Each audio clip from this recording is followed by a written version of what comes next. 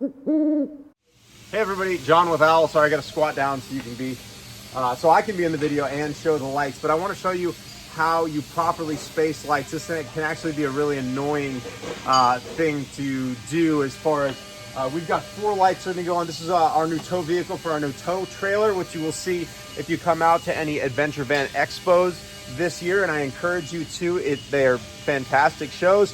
But we're putting 4 lights on this truck just to make it look that much radder. We're using some Triple R Sentinel lights, but all I've done here is put on the mounts for the lights. Let me bring you in a little closer. We've got 4 lights that are gonna go on this AEV bumper, and the issue is how do you properly space them? You can do trial and error, but the human eye is incredibly good at sensing if something is, like if a picture is tilted or a light is just not spaced properly. Again, you can do this measuring tape, but what I like to do, and I've talked about this in a prior video, this is an accordion clothing hanger from IKEA. Now you can buy professional tools like this for $100, $200. This thing's like $7, I think, at IKEA. It comes with these like, well, they literally hold your coats. Obviously you don't need to hold your coats unless you really need to get your most out of that $7.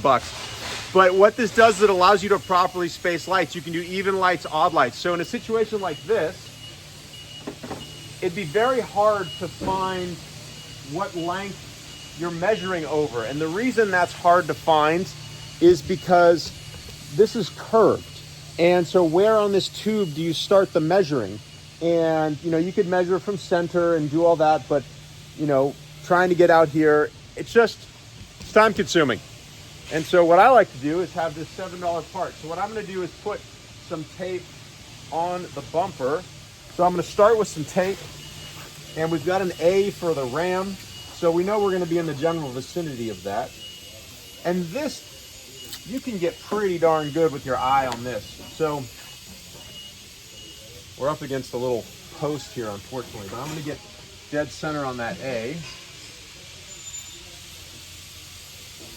I've also got a bolt down here. So if we go right.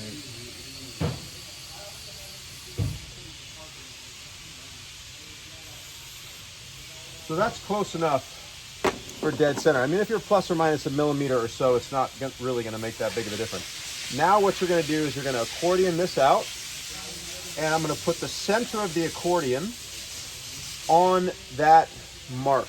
So I've got a mark right here, putting the center of the accordion on it.